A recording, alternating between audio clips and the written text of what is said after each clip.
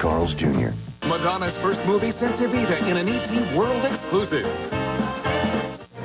A year-in gun rush. The FBI reports a big jump in gun sales amid fears of terror and Y2K meltdown. Law enforcement is taking no chances, but an arrest at the U.S. border turns out to be a false alarm. As the final returns come in, it looks like a good Christmas for retailers, and Morley Safer takes you back to the turn of another millennium 1,000 years ago.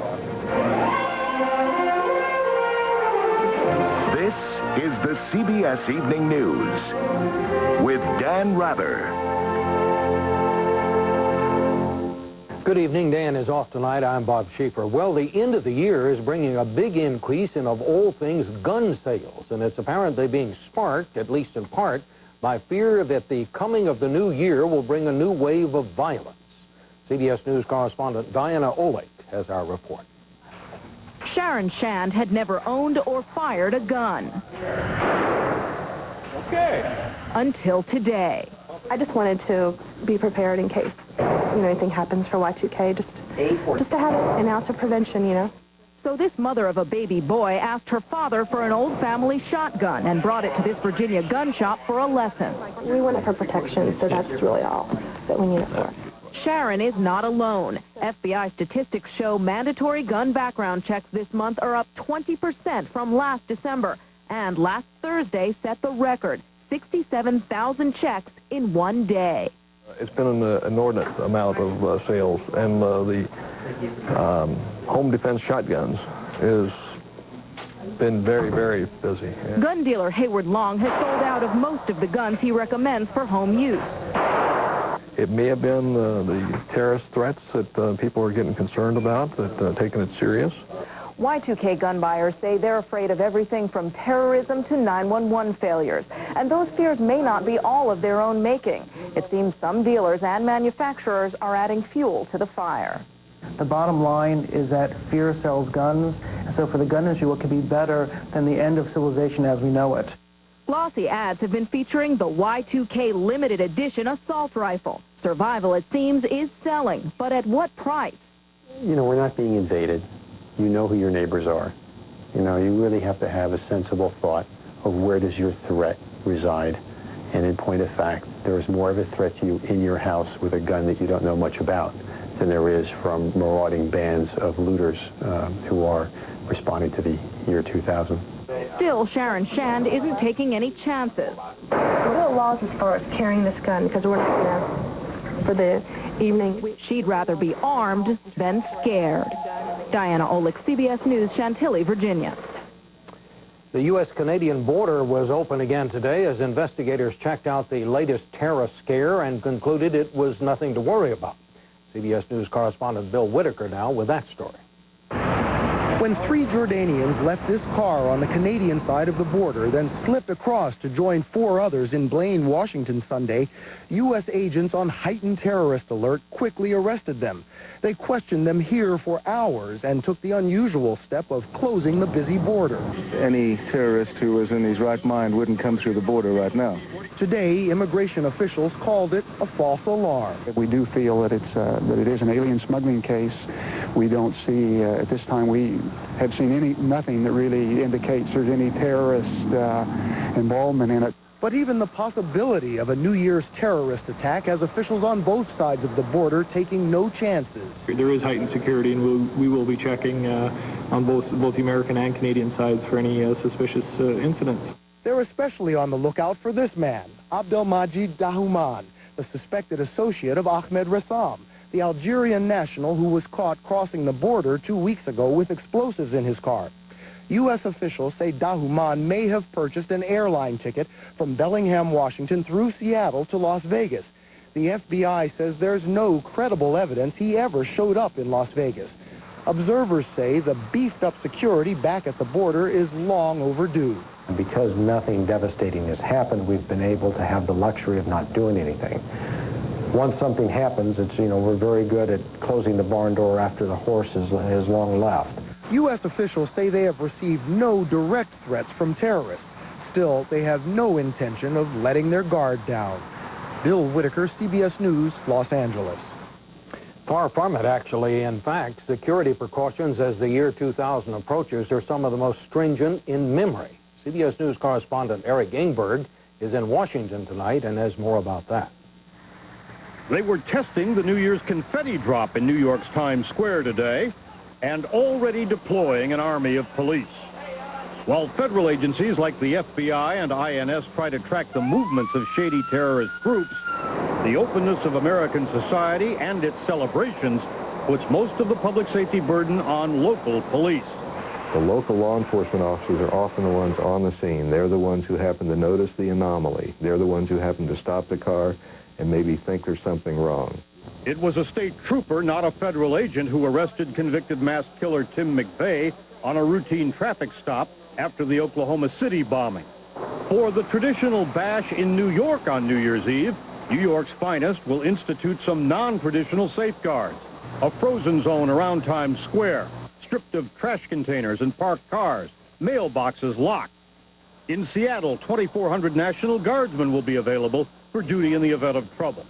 All these precautions have caused some security experts, like ex-FBI official Brandon, to believe international terrorists may be discouraged from staging an attack, while homegrown terrorists may see this as an opportunity. The millennium has become such a focal point and has been building up to this for a year that lots of people may see it as their stage, including some who are just plain so deranged. Experts say that, if nothing else, all the talk about terrorism in recent days has fully alerted local law enforcement agencies to the threat, and they are the ones most likely to stop a terrorist before he can act. Eric Ingberg, CBS News, Washington. The rap artist Sean Puffy Combs was arrested here in New York today on a gun possession charge. The weapon allegedly was found in a car in which Combs, actress-singer Jennifer Lopez, and two others were riding. Gun charges against Lopez were dropped. Combs, Lopez, and the others were stopped minutes after leaving a nightclub in which 3 people were shot. Combs, who's also known as Puff Daddy, is a Grammy Award-winning record producer and a performer. Still ahead on tonight's CBS Evening News, misery and danger aboard that hijacked airliner. We'll have the latest. They bought online this Christmas. Now they're trying to return on foot. And Morley Safer takes you to a world starting a new millennium 1,000 years ago. If you put something off for an entire year, how would people describe you? Lazy? A procrastinator? How about smart? Introducing Mitsubishi's 000 till 01 event. Buy any Mitsubishi and pay 0 down, 0 interest, and 0 payments until 2001. Hey, why do today what you can do? Mitsubishi's 000 till 01 event ends January 3rd. Hey, Annie Matthews. What's on your plate today? Today's going to be great, but really busy. 10, maybe 15 cuts. Lunch is here, Annie. I'll probably grab a quick bite when I can. Annie, your 2 o'clock's here. And maybe get heartburn. I used to think Tums if I'd already eaten. Not anymore. You can take Pepsid AC whenever you need it. Pepsid AC controls heartburn before, during, or even after you eat. Of course I can take you. No matter what's on your plate, today should be heartburn-free with Pepsid AC. Super Bowl Sunday. In a special multimedia event, the Publishers Clearinghouse Prize Patrol will surprise someone with $21 million. Oh, my God. I can't believe it. Oh, thank you so much. It'll all happen live on TV and at PCH.com. Yes! Watch your mail or go to PCH.com. Enter, and on Super Bowl Sunday, the $21 million winner could be you. India and Pakistan are now blaming each other for the hostage crisis aboard the hijacked Indian airliner in Afghanistan. The plane was seized last week en route from Nepal to India.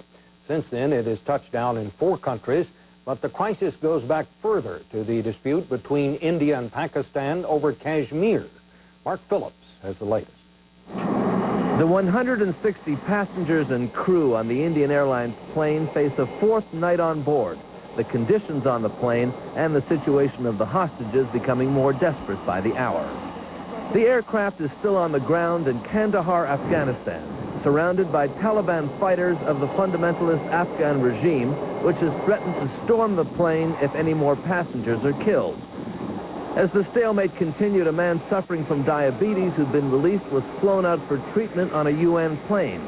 But with at least one passenger already dead, there was little else to indicate a softening of the hijacker's attitude. We asked them on behalf of the Islamic Emirates to release the wife of the man who was allegedly killed because she might have suffered a lot inside the plane, but that was bluntly rejected. A negotiating team from India finally arrived in Kandahar this afternoon, along with engineers, to repair some of the technical problems with the plane. The hijackers want the release of militants held in Indian prisons for demanding the independence of the disputed province of Kashmir. But the arrival of the negotiators didn't come soon enough for the hostages' relatives back in India, who angrily stormed the Civil Aviation Ministry in Delhi, demanding action. The government is playing politics. Opposition is playing politics. Is it the matter of playing politics here when people's lives are involved? The powder keg politics of the Indian, Pakistani, Afghan frontier are what this deadly drama is all about. And the lives of at least 160 innocent people hang in the balance. Mark Phillips, CBS News, London. In Europe, officials say there's never been anything quite like it. Tonight, they are still cleaning up from the violent storms that swept across the continent and killed more than 50 people over the weekend. Winds over 100 miles an hour and flash flooding cut off roads and stranded tens of thousands of holiday travelers. France took the brunt of the storm, which blew in from the Atlantic before dawn yesterday. Paris was littered with debris from the strongest winds to hit the capital in more than 50 years. Well, the Space Shuttle Discovery is back home. It glided to a safe landing at the Kennedy Space Center in Florida this evening. The 8-day trip for the 7 astronauts was a huge success. On 3 spacewalks, the crew made vital repairs to the $3 billion Hubble telescope, which had stopped working last month. Among the improvements, replacement of 6 gyroscopes and installation of a new computer. Coming up next on the CBS Evening News, a look at how the buyers and sellers online and off made out this Christmas. I was ashamed of it. For millions, I'd actually have to hide. gas can be a serious problem, but Phazime starts to work on contact. To relieve gas, Phazime Fast. Phazime. It works just like that. Relieve gas, Phazime Fast. Nobody does it like you. He lives on the carpet. You want it to be clean. Hoover Wind Tunnel reaches deep down to pick up more dirt than any other clean air upright or canister. Hoover. Deep down, you want Hoover. Hey, what's that? The new Rugrats edition Gateway Astro PC. I'm glad I thought of it, Drew. I thought of it. It's internet ready. Wow! And comes with lots of stuff kids need in a PC. Wow! Plus 5 Rugrats and Nickelodeon software titles. Wow! It's $899 with an Intel Celeron processor. Brilliance. Sheer brilliance. Grown-ups, call 1-800-GATEWAY.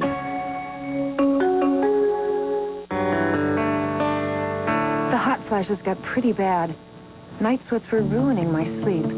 Vaginal dryness made intimacy uncomfortable. And I was worried that estrogen loss at menopause could lead to osteoporosis, a long-term health problem. Menopause is complicated.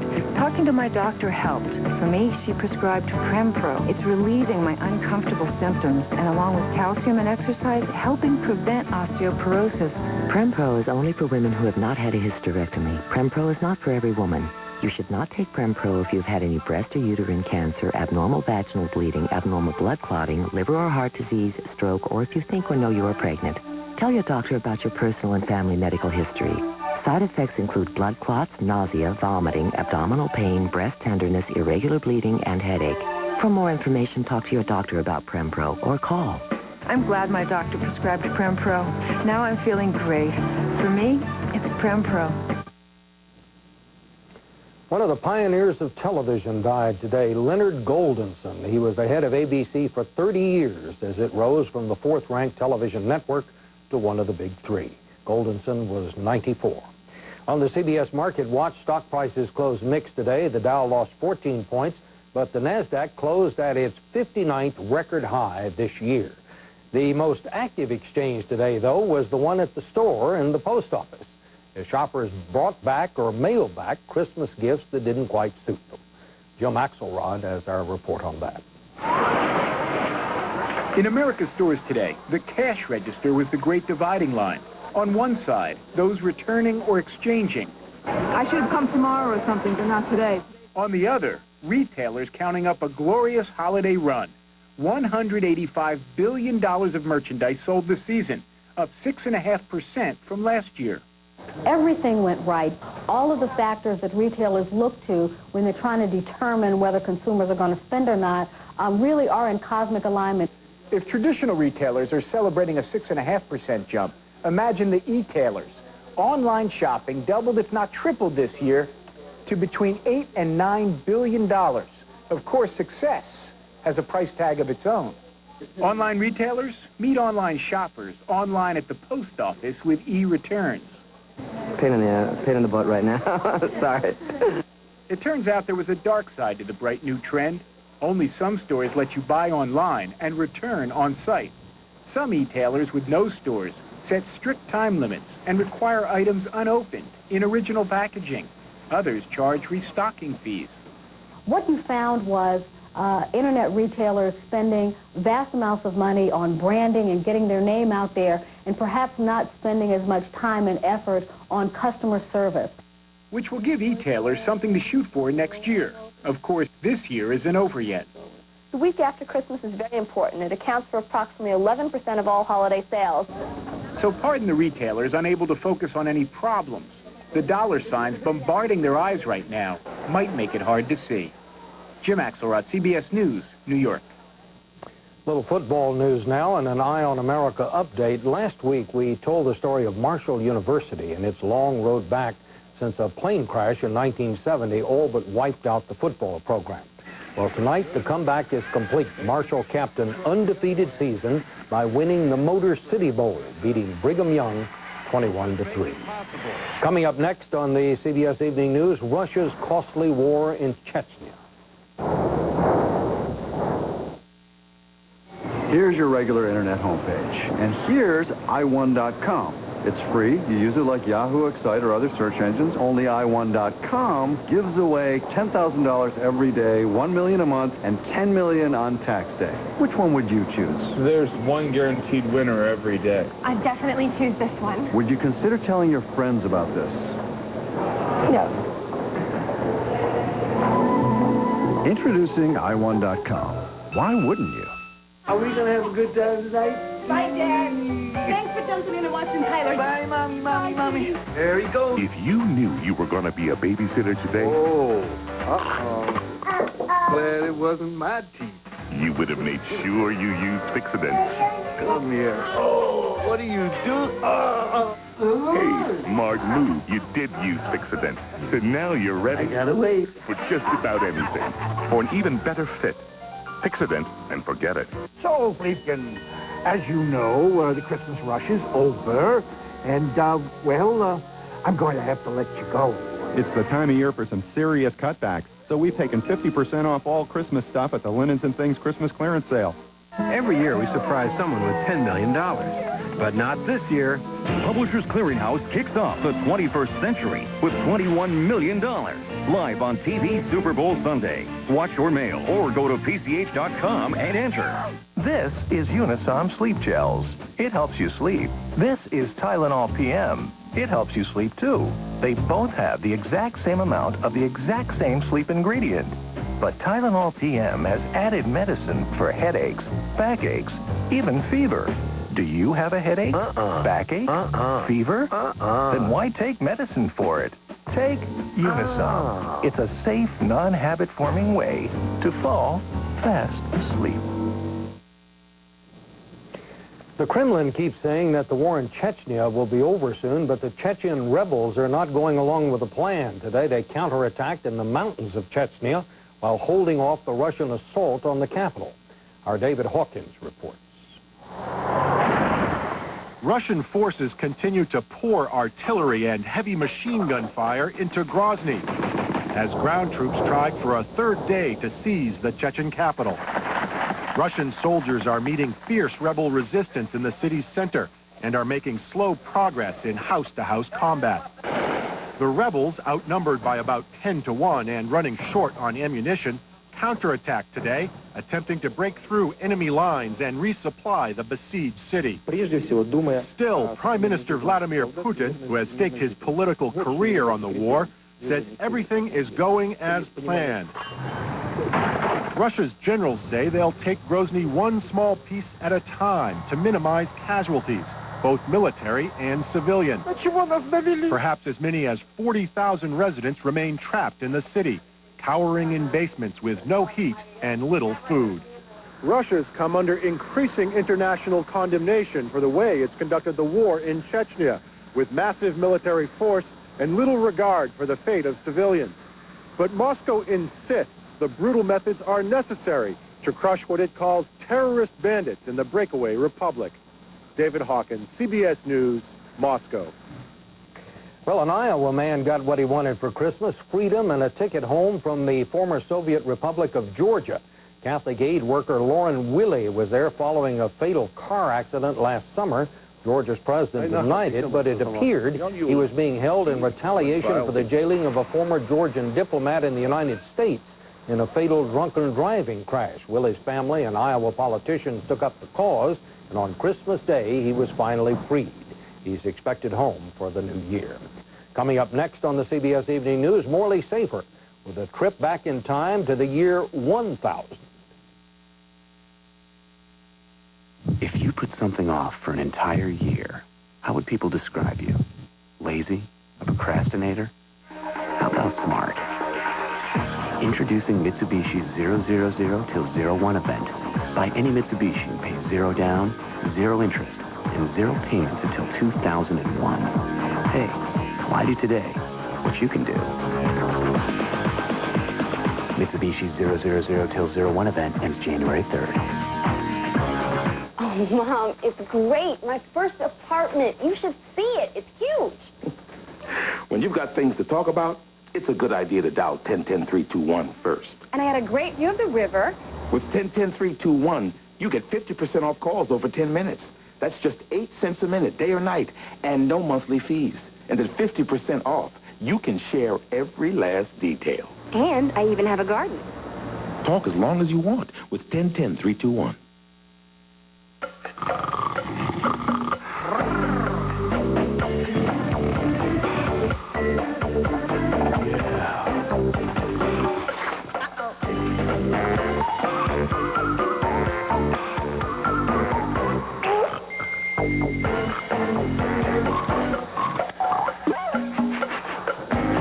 Orville Redenbacher's?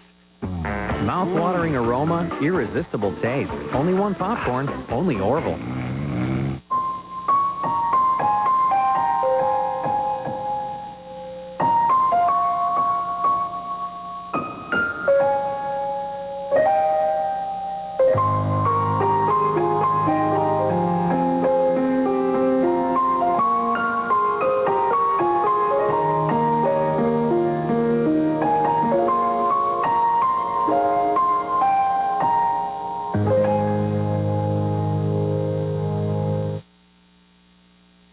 For the latest medical news and information, visit our health website, cbshealthwatch.com. Well, there are just 4 days left now in 1999 as the second millennium comes to an end. We thought this would be a good time to go back 1,000 years to look at how it began. CBS News 60 Minutes correspondent Morley Safer takes you back to Y1K on the countdown to 2000. If our planet survives another 1,000 years, it will be easy to look back and see how we live. The archive of our 20th century existence will reveal greatness and genius. I am the greatest. Corrupt passions and mass murder. It will also reveal a catalog of curiosities, the cornucopia of passing fads.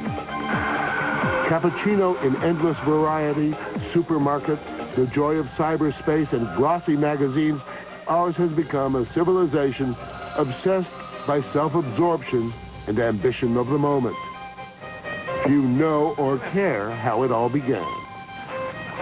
To get to the heart of how we lived in the year 1000, you have to visit places like this Anglo-Saxon village near the ancient city of Bury St. Edmunds in the center of England, now rebuilt but first settled just over 1,000 years ago. And bring along an expert like historian Robert Lacey. If you met an Anglo-Saxon, a man living or woman living in the year 1000 today, they would be just about our size, which of course isn't what we think. But these people are living in villages like this, lots of space, don't want to sentimentalize the risks to health and so on, but they live actually pretty healthily. It's free meat, and of course by our standards very healthy meat, free-range meat, good cholesterol, not bad cholesterol, venison and so on. You make life sound pretty good. The fact is, it was terrible. I mean, it was fearsome existence, correct? It was. I mean, medically, we take so much for granted now. I mean, just something like childbirth was then a time of terrible risk and anxiety. The cesarean operation, for example, today, quite a common thing. Well, it did exist then, but it sacrificed the woman. It just cut open a flap in the woman's belly, and the child was saved, and the woman was discarded. What other ailments beset these people? Half the population is dying before the age of 4 or 5 from all these whooping coughs and diphtherias and cholera that we now get jabs about. And even if you survive, you might get to the end of your 40s or 50s. There's no understanding of germs. There's one account of the Danes at this time bathing 5 times a year. Well, that was fanaticism for the Anglo-Saxons.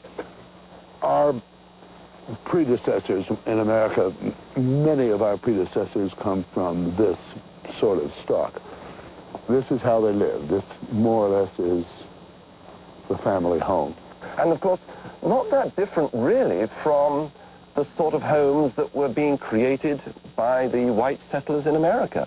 The same sort of technology, a lot of wood, and with the thatch on top. What's interesting, the Romans were up here.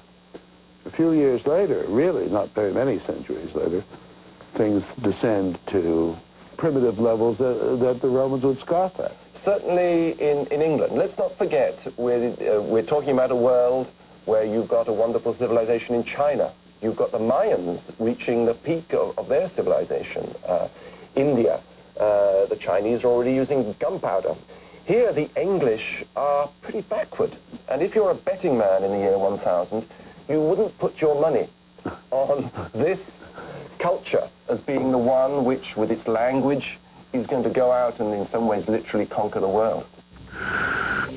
Conquer the world with our genius, our culture, our gadgets and gizmos. On the countdown to 2000, I'm Morley Safer. And that's the news. Dan Rather will be along at 10 o'clock, 9 Central Time, with a CBS News Time 100 special, a look at some of the memorable people and events of the 20th century. This is Bob Schieffer, CBS News in New York. Good night. For news 24 hours a day, CBS.com on the Internet and on our interactive partner, America Online, at keyword CBS News.